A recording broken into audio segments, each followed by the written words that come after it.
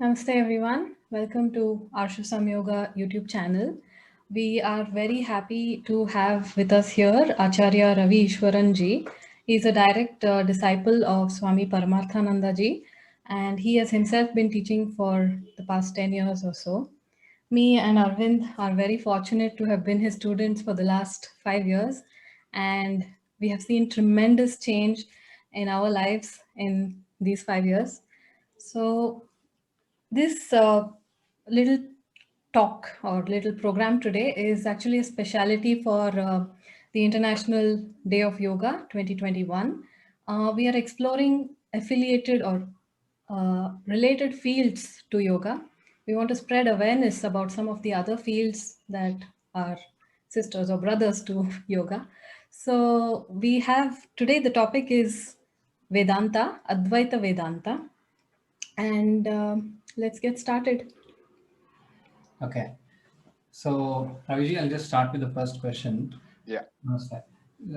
So one common thing we keep hearing from people and in general is that Bhagavad Gita has answers to all your questions. Whatever problems we have in life, you get answer in Bhagavad Gita. I mean, how is it possible? To what extent is it possible? And how can Krishna answer all of my questions? This is one common question which people have. So I would like you to help us with this.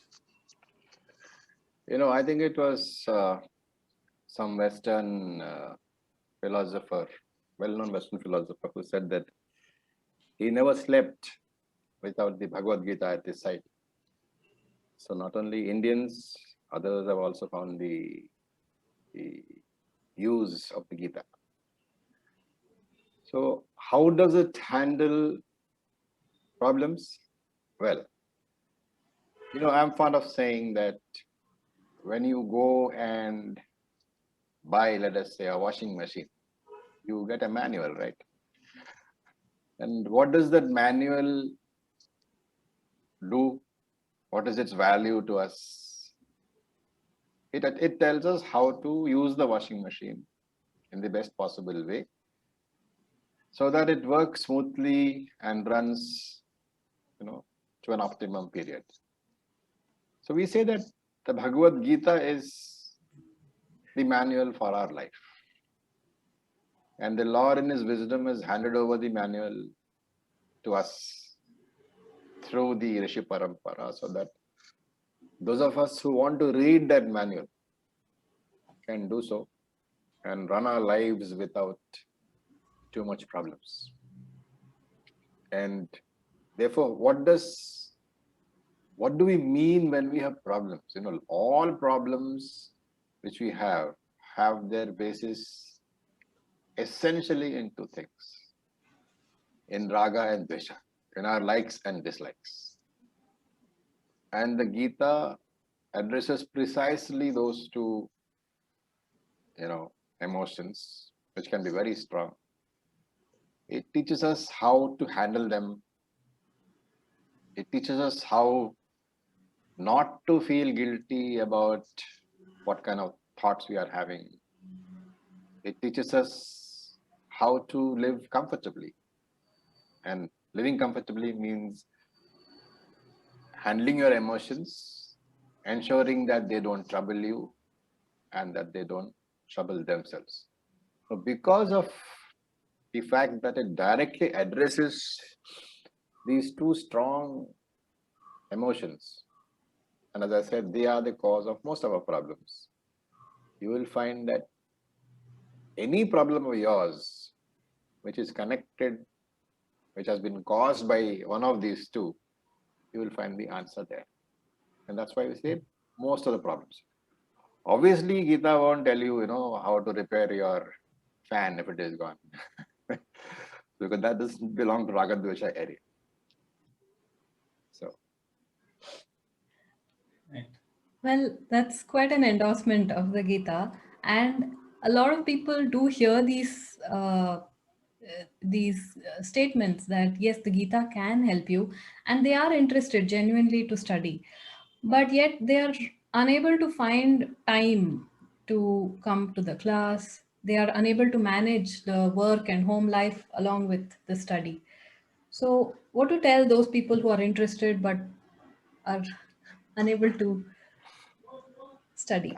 I think, out of the two statements, I am interested and I don't have time. One of them is bound to be untrue, right? Because if you are really interested, you will find the time. But what happens is that my priority is something else.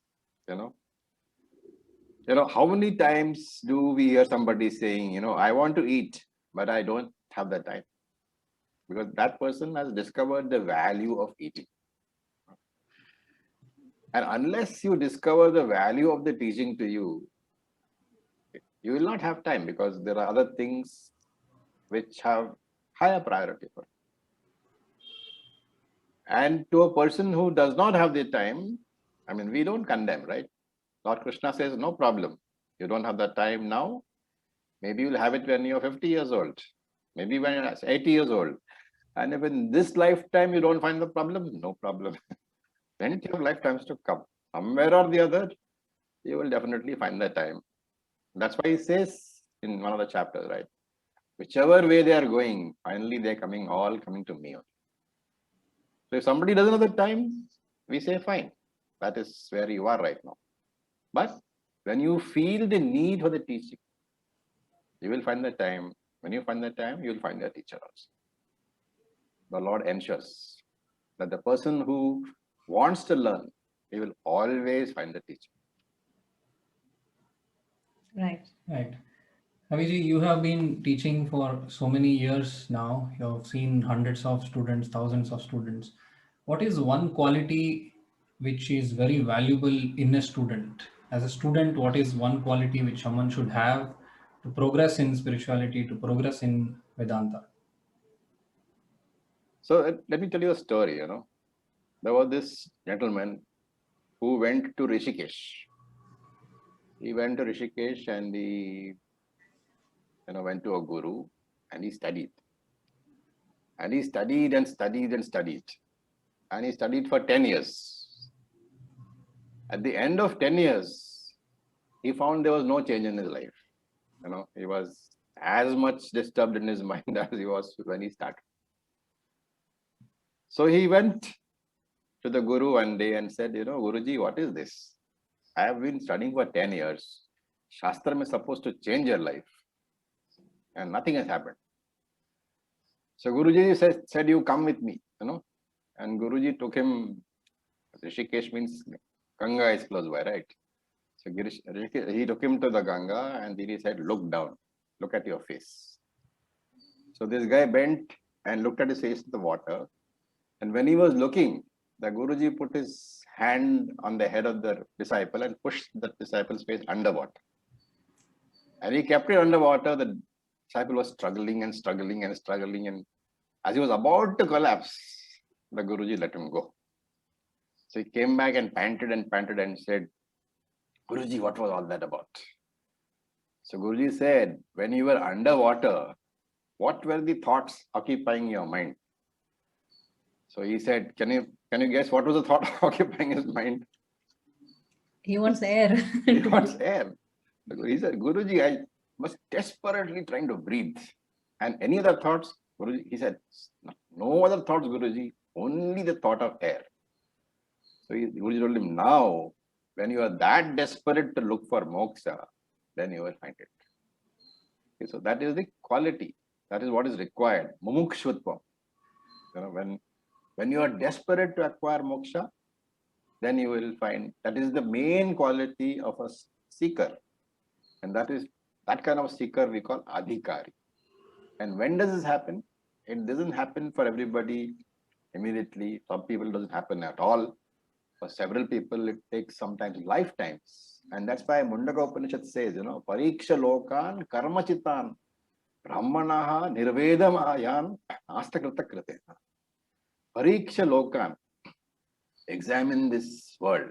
Karmachitan, all the actions which you do, all the karma which you do, all the pleasures, all the desires, all of those, you examine all of those.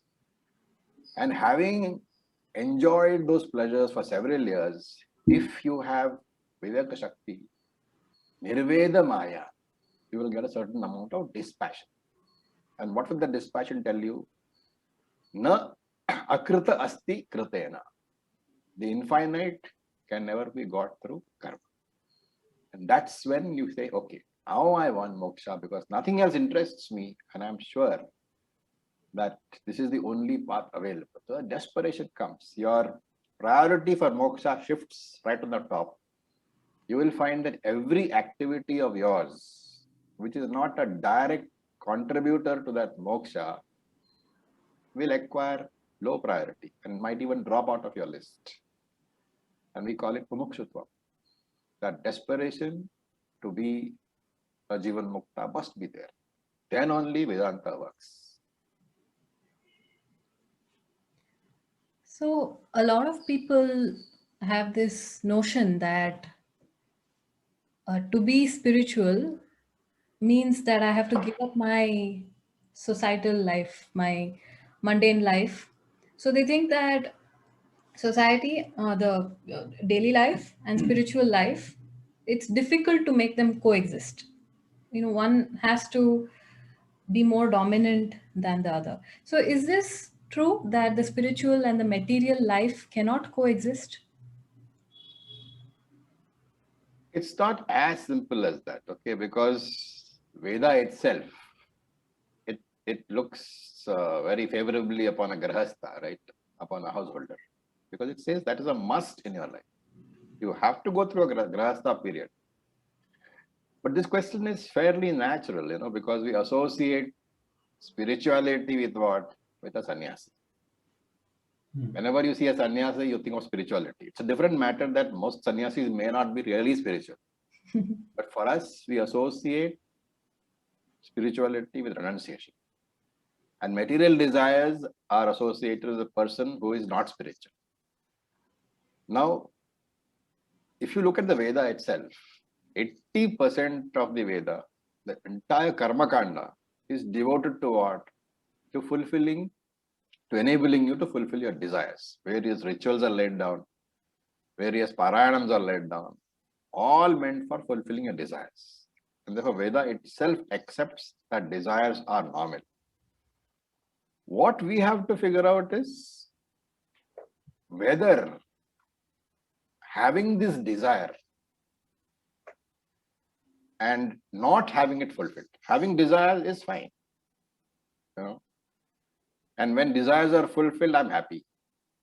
The key question is, when the desire is not fulfilled, are you happy or not? So how much I have is not a question at all. Because King Janaka was a ruler, right? He's supposed to be a jnani. So he had everything in plenty. And therefore, in my mind, what matters is not how much you have or how much you are enjoying your life. What matters is how ready are you to give it all up? And whether the frame of mind which you have when you are enjoying your life, when all your desires are being fulfilled, whether that frame of mind can remain the same without disturbance when you lose everything that you have. That's the interesting question. So there is a story. I mean, you may have heard it, of course. There is a story of this boatman. He used to run the boat for pilgrims to cross the Ganga.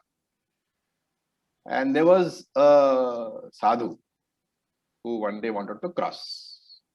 He went to that boat's point, and the boatman was there, and he said, I want to cross. And the boatman said, fine, get inside. And the sadhu and the boatman started to cross the river. At this point of time, the Ganga is one of the broadest stretches of the Ganga. So goes the story. So it takes time to go. So halfway across, the boatman stopped and said, Maharaj, do you mind if I have my lunch? So Maharaj said, it's a good idea. You have your lunch, I'll have mine also. So the boatman pulled out his, wooden plate or rather mud plate made of clay, and started having his food in that. The Swamiji pulled out nice silver plate and started to eat on that. So the boatman was astonished. So when he started laughing and he was giggling, finally when the food was over, because in that tradition they don't talk when eating, right? So when the food was over, he told the Swamiji, Swamiji, may I ask you something? Swamiji said, sure. He said, Swamiji, you are a Swami, and you are eating from a silver plate. Why so much attachment? So Swamiji looked at him and said, okay. And he chucked the silver plate into the waters, into the Ganga. And he said, now you do that to your clay plate. You throw into the water. Could this boatman throw the plate? No. So point is not, the value of what you have, but how much value you attach to having it. That's the point of the story. So very beautiful. Very beautiful. Aviji, of all the different streams of philosophy we have here in India, yoga, Vedanta, the karma kanda, the bhakti, so many different streams with so many different traditions, all existing from thousands of years. When you started out, what made you select Advaita Vedanta in particular? And I'm sure you started long back. Like, what made you hold on to it?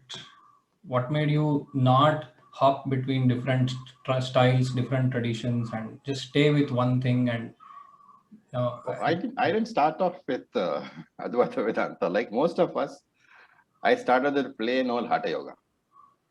I used to suffer from asthma. So I started at Kaivalya Bombay with pure and simple Hatha, including pranayama. And I was quite regular because my asthma was pretty severe. So I was fairly regular, almost every day. Somewhere along the line, maybe a couple of years down the line, I realized that it's not just postures, the placidity, the peace of mind which you get when you are doing the asana. It cannot come from the posture. It comes from something deeper. It triggers somewhere else. And therefore, I started with search. What is this thing, which triggers? Because I knew it couldn't be the asana practice. If asana practice was what? It was just similar to a gymnastic practice. But the way in which it was being done, it was triggering something. I was lucky to have a job where, I used to travel very frequently because we had offices all over the country. So I suppose in that way, Ishvara helped my search because I had opportunity to go everywhere. And I did a lot of stuff. I went to Kaivalya Dham, I went to Paramarth, I went to Bihar School of Yoga. I even went to Calcutta to some tantric teacher, The whole absolute range I had done. But everywhere, I was left with a sense of dissatisfaction. Until one day, quite by chance, and I ran into, this hall. In fact, the person who took me to the hall was one of my subordinates, and he found out that I had nothing to do that evening. So he took me to the hall, and there was SPJ giving his lecture. Swami Paramarthananda giving a lecture. And that was it. 20 minutes into the lecture, I knew this is it. This is my Guruji. You can't explain how it happens, but the logical way in which everything was being presented, that went straight into my head. And then that evening itself, I went and approached him and said, will you take me as a Shishya? So he asked me a few questions and then he said, okay. Then Tattva teaching began. And I never looked back after that because the way in which Swamiji presents the teachings is so logical that every question that you have is answered there. Which of course was not possible any of the other areas because they all said that this you have to believe. Swamiji never says believe, you think and understand. Once that was there, this was my basic schooling, this is where I'm going to study, then there was no turning back. And in fact, primary reason why I quit my job very early, my early 50s, when I still had some 7-8 years to go. I quit it to concentrate on the study of the Vedanta. And yes, I really don't think I chose Vedanta. It chose me. That's it. As a follow up to this, people who, especially in our generation, people who swap between different styles, different traditions, different philosophies, does it mean that somewhere they are not completely convinced, somewhere deep down? That is why they are still going in search of Absolutely. something which appeals to them more. Absolutely. I'll tell you a story of one student, very intelligent fellow. He's IIT postgraduate and all that. So yes, at that time he was probably something like 30 or something. So he came to me and said, I want to learn Vedanta. So I told him the standard thing, Tattvabodha, Bhagavad Gita, we're talking about 7-8 years. Hey, no. Give me in 6 months. I told him that's not possible. He said, I don't have the time. So he went off. And later on he contacted me after much later, saying that he had gone through all the standard, yoga, Kundalini, everything that you normally go through. He's still not satisfied. But he still didn't say that I'll come to Vedanta. So that's what people who have, once you know that this is, and you don't know it intellectually, you know it comes out here, this is it. You really can't explain why you think this is the right philosophy for you, the right darshanam for you. Once you know, then you know there's so much to know. There's simply no question of going anywhere else. You don't find the time. And Vedanta, if you're studying, you can study for 30 years every day and still not finish. So where is the question of, looking elsewhere? It absorbs you completely. And you see the benefit. You see yourself being transformed. You see, very, very unfortunately so, you see your friends ignoring you, your friends turning away from you. And that's when you realize that, yes, I have changed. It's not their fault. My friends who you have to meet every day, they have told my wife, "Isse kaun baat karega?" Who will talk to this fellow? So there is a price to be paid also. Yeah. So true. So there is a understanding that there are 4 ashramas: Brahmacharya, Grihastha, Vanaprastha, and Sannyasa. And people feel that I have to go through all of these serially. And in the last one, or maybe even the second last one, I will end up in spirituality. And so that usually there's a notion that that happens at the end of one's life. So when one is old. Mhm. So they feel spirituality or Vedanta is all for old people. Well, the way the ashramas were designed, they were expected to carry you from Brahmacharya ashrama, where you were a shishya, where you were a student, to the Grahastha ashrama, where you were a contributor to society, to Vanaprastha, where you were leading a life of withdrawal. You had not yet completely given up society, but you were withdrawing slowly, handing over your responsibilities to your children, and then finally to sannyasa. This is the original scheme of the Veda. But because of a lack of understanding of how it functions, people think, because you have already forgotten the Brahmacharya stage, right, where you were actually taught the Veda. We don't have that. And therefore, the quest of implementing the teaching of the Veda doesn't come in. As a Grahastha, you have not been exposed at all. And therefore, for you, 50% of your life, you have not been exposed to the Veda. And therefore, we say that, okay, when now you're free, now you're going to study the Veda. That's the reason why people think that it's for older people. But if you look at the scheme, in the Grahastha Ashrama, it was not just the Karma Kanda portion, the ritualistic portion that was taught, it was not just Parayanam that was taught, but it was supposed to be the whole thing.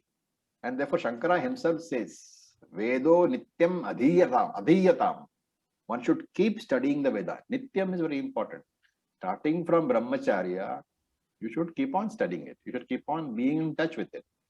Therefore, what you learned in Brahmacharya ashram, you continue through the Grahastha ashram and to the Vanaprastha ashram and then to Sannyasa ashram. There is a difference in the sense of how much time you are going to devote. Because in the Brahmacharya ashram, yes, you have exclusively only time for that. So you spend your time, you study properly. In Grihastha, obviously, you have other things to do. So your time, the major part of your time is spent in Grihastha activities, in contributing to society. But you are expected to keep in touch. That is why Shankara says you must keep on studying. So it's not that you've forgotten, but your focus is there only for limited time per day or per week. And then as you begin to withdraw, that time ratio again changes. You start to study more. You start to meditate more because you've already studied, right? Now you're only trying to do Nidhi Dhyasana. So effectively speaking, in Brahmacharya, you should have finished the listening portion, the Shravanam portion, and the Maranam portion, which is getting rid of doubts. And in case those doubts have not been resolved in Brahmacharya, then you have the next few years as a Grahastha to resolve that, as a Vanaprastha to resolve that. As a Vanaprastha, you are supposed to focus more on Upasana, studying the mind. And then finally, you go into Sannyasa, basically only Nidhi Dhyasana. Unfortunately, there is no value for Veda in the vast sections of our society because there is no Vedic teaching at school. And therefore, people discover this value very late in life. And they think that because the majority of people now discover the value very late in life, that's why the thinking comes in that it is meant for an older person. It is not really true. Unfortunately, the harm that has been done to our culture through this dropping of the spiritual education at school in the name of being secular, it's massive, that harm. Had that been available, you will find that most of people who grow up, they grow up as well-adjusted people. Well-adjusted people are a blessing, not only to themselves, but to our society also. So it is up to us to choose, do we want the teaching at school? And if we have, what are the benefits? Or at least at home. But that implies the parent should know. Nice. Raviji, SPG famously said that you have to study Shastras, scriptures under the guidance of a competent Acharya for a sustained period of time and uninterruptedly, in uninterrupted manner. The question is, what is the importance of studying in this particular way? Like now we see a lot of YouTube channels with, 2 minutes gyan on Vedanta, 2 minutes gyan on, like know all you need to know about Vedanta in 5 minutes, or 1 hour Bhagavad Gita course, crash course on Bhagavad Gita. Yes. Like this, we see a lot of these kind of options. In that, it is very easily accessible to people in this generation. It's just Bhagavad Gita is just 1 click away now. So that is how it has become. So what is the importance of studying in a traditional way for a long sustained period of time uninterruptedly under the guidance of an Acharya? What is the importance of this traditional learning? Good question. In fact, today morning somebody sent me a link. It said that learn the entire Bhagavad Gita in 11 minutes. You can't even chant 1 chapter in 11 minutes. But anyway, so this 2 minute or 5 minute or 11 minute, this is a product of the modern mind, people who don't have sufficient span of attention. Okay, because one of the reasons could be the way in which we are brought up, right? You have TV where everything flickers. One of the main reasons for a short span of attention is the TV, because it doesn't allow you to focus on anything for long enough. One idea comes, another idea comes, third idea comes. Your mind is constantly shifting. It gets used to the idea of constantly shifting focus. But is it possible to, really get any in-depth knowledge from such an activity? Can you imagine going to a doctor who has learned his surgery from a WhatsApp post? You would run. Or can you imagine going to forget the surgery, even for a small fever, would you go to him? No, because there's no depth there. That doctor has spent 5.5 years of his life full-time study plus some internship before he's allowed to treat. How much more so the Vedantic teacher, because the teacher is also playing with your life, right? We don't understand. We think it's just teaching, but it's not normal teaching. Normal teaching deals with objects outside you, so you can always walk away. Vedantic teaching deals with you. It deals with your mind, and if that is messed up, your whole life is messed up. And therefore, we say that traditionally, you require to go to a proper teacher who knows two things. One is he knows his own stuff. He knows the Shastram. And basically that means what? That he knows he is Brahman. Right? If he knows he is Brahman only, he can tell you that you are Brahman. Otherwise, that word carries no conviction. So imagine going to a doctor who is coughing away and he's telling you, no, I'll give you some medicine. You would also run, right? That person who you are going to for advice has to convey to you the conviction that he will do it. So that's why it takes long. It's like repairing your house, repainting your house. What do? You first scrape the old paint off. Then you put the putty, the lapi as we call it, to fill in the holes. Then you put a primer. And then you put one coat of paint, allow it to dry. Put the next coat of paint, allow it to dry.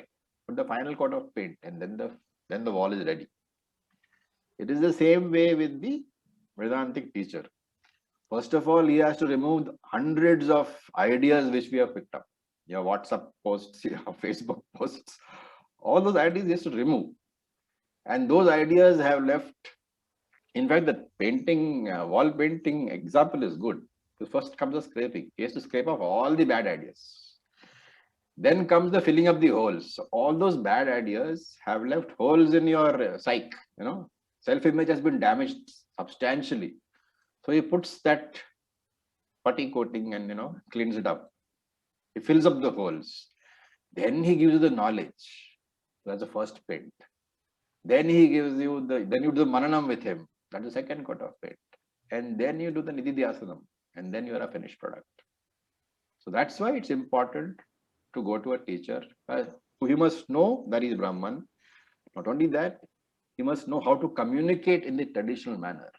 The first day you go, if he tells you are Brahman, and that's it, that's like putting the final paint before doing anything else.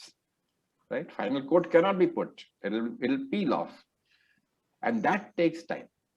And that's why we say go to a teacher who has these two qualities and spend sufficient time with him. See the fact that you are Brahman, that is conveyed in the first year or first 1.5 years or so of your teaching. But removing the doubts, how can I possibly be Brahman? That takes some time. Even if once you know that I'm Brahman, what about all those ideas, subconscious ideas, where you know that I cannot possibly be Brahman? Removing all that takes time. And I would say consistent study with a teacher for maybe 7, 8, 9 years, that would give you a very, very decent background of what Vedanta is, and what, more importantly, when I say what Vedanta is, I mean what you are. Ultimately, Vedanta just tells you what you are. Yeah. Nice. So now that we've discussed at length about this, what is the best way to start? And then how to progress from there?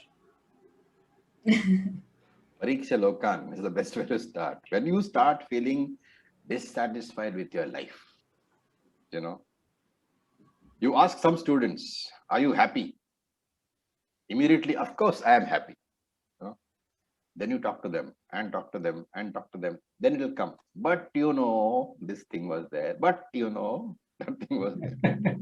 Some dissatisfaction is always there. Conditional happiness. Conditional happiness. So when you start feeling that dissatisfaction with what you are doing, when you begin to feel that maybe, just maybe, the direction I've taken is not the right one, that some other direction may have more answers, that is the time you begin to look for a teacher. And how to get a teacher? Like, how do you choose a doctor? You ask all your friends, who is the best doctor around, right? It's the same way. You ask all your friends, preferably those who have spent some time studying Vedanta, who is a good teacher. And when I say a teacher, I mean a living teacher who teaches live classes, right? You should be able to interact with him. Nowadays, of course, it is much more easier than before. Earlier, you had to go to the Gurukulam or to his house. But now, teachers have also adapted. They teach over electronic media also. So they're accessible wherever you are. You don't have to go anywhere. But the point is, study going to him at least over the electronic medium. We should never do self-study. The Shastram prohibits it. There are any amount of statements. Tad vidhi pratipatena, Bhagavad Gita. Tad vijnanartham sa gurum yavari gachet, Upanishad. Once you find the teacher, have faith in him. And when I say faith, I mean provisional faith. If he is obviously teaching you something which is, we always say there are, whatever he says from the Shastram should, number one, be logically acceptable. It doesn't mean that Shastram should be logical. You cannot prove the statements of the scripture through logic, but it means that that statement should not be capable of being disproven through logic. Big difference. Not proving through logic is not the same as being disproven through logic. That's one. Secondly, it should not contradict your own experience. So if these two things are met, and he's consistently saying that, and more importantly, he keeps saying that this is from the scripture. The moment he says, this is my invention, then you should say namaskar and you should walk out. But if he says, this is from the scripture only, this is from this Upanishad, this is from that Smriti, he is able to quote, and it means he is not giving you any new ideas. It is the same old wine, he is using the modern bottle to serve it. And that is how it should be. Old wine in new bottles. So once you have that, then, once that teacher is there, once this kind of a teacher is there, and getting such a teacher is nothing but the Lord's grace. But once you have got him, then you can be sure that there is no need for any further intervention on your part. You just listen to him and Shastram does its own work. Shastram is very powerful. When your ears are open, Shastram will create the necessity knowledge in your head. That's why we say knowledge is not karma. You are not doing anything. You are just sitting and listening. So that's how it works. Ravi, for somebody who is a yoga teacher, asana teacher, or even a simple regular yoga practitioner, and who is interested in Vedanta and who is pursuing Vedanta, what is the role of yoga in such a person's life? Like, does it, when he embraces Vedanta, he is basically dropping off many other philosophies and many other ideologies, but he wants to keep yoga part of it continued in his life. So how should he approach this one? Yeah, so Vedanta is, to call Vedanta philosophy itself is a travesty, okay, because it's not telling you anything.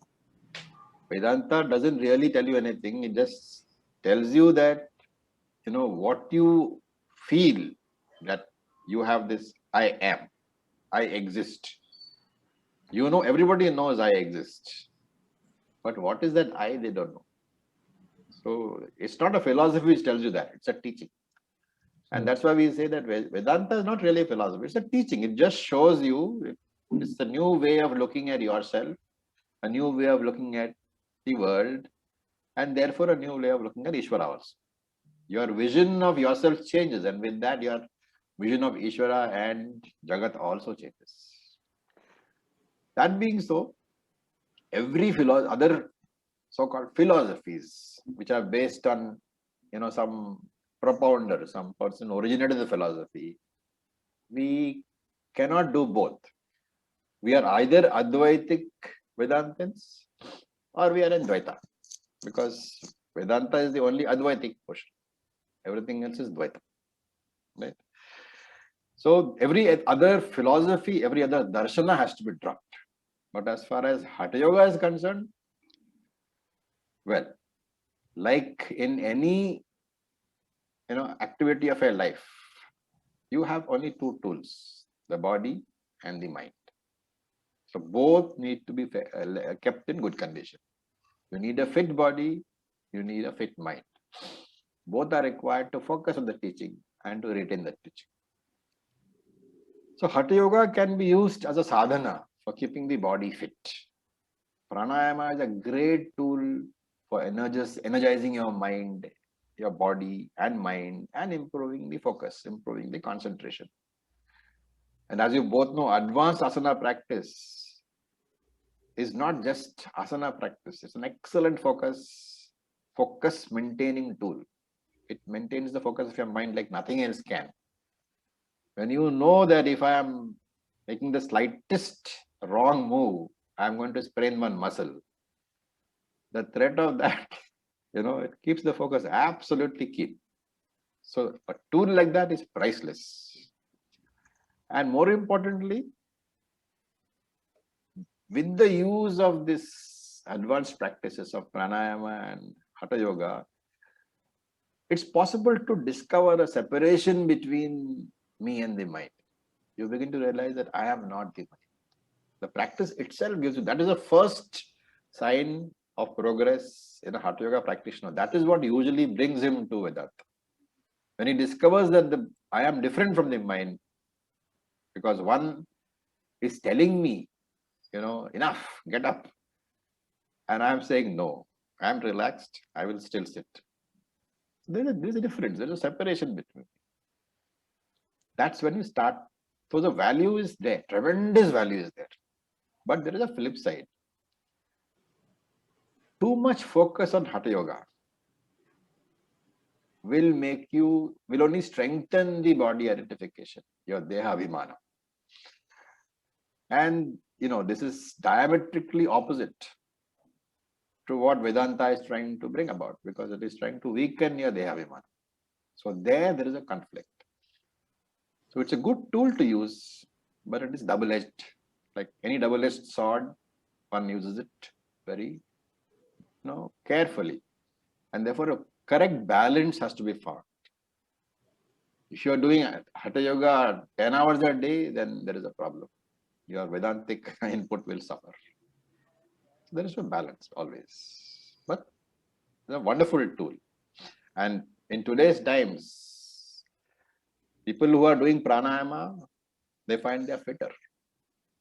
Even there's a study somewhere which I saw that pranayama helps against respiratory disease, like COVID is, for example, going on. People who are in good condition doing pranayama regularly, they are less likely to be hit by that. And there is a when I say I won't fall sick, that time which I would otherwise have spent in hospital, I use on Vedanta, right? So either way you look at it, it is win-win. It's like a smartphone, it's a useful tool, but easy to get addicted and easy to get addicted to it. Absolutely. Yeah. So Raviji, you shared a lot of things with us today. So one final question. Any message that you would like to share for this International Yoga Day? Yeah, a lot of people, in fact, majority of people whom we come across, when you talk to them about yoga, it says hatha yoga. their idea of yoga starts and ends with Hatha Yoga. I would tell all these people, that look at the origins. Yoga is meant, the very word indicates, yuk, to join. It is meant to transform you. And therefore, you may start with Hatha Yoga definitely. And that is usually the most practical place to start. Because it controls your body, it controls your mind. It allows you to, develop much stronger willpower. But slowly, that practice must elevate itself into a control of your mind. That control of the mind will enable you to focus on a more subtle area and therefore transform you as a person. How does it transform? It helps you to explore your spiritual potential to your fullest. And therefore, from Hatha Yoga as an asana practice, we have slowly to move to yoga as a dukkha yogam tool, as something which separates you from sorrow. Severance of your connection with sorrow, says Krishna. That is also yoga. And therefore, any form of yoga which you follow must ultimately must culminate in showing you that all your limitations are only seeming limitations. They are all an illusion. Once that happens, the purpose of your life itself will change. Your life will transform into a game, a leela. Like when you are leading 3-0 in a 5-match series, what is your attitude towards life? You enjoy every moment of it. But life, or its ups and downs, will not have the capacity to touch you in any way. Life becomes a blessing. And therefore, yoga is a blessing for all of us. It is in our tradition. Let us all embrace it. All right. Thank you very, very much, Raviji. Been a really wonderful session. I really hope this will reach all the interested people and budding spiritual enthusiasts and students and guide them in their journey. Really, once again, thank you very, very much for Thank you. Thank you, Raviji. coming. Om Om. Have a nice day.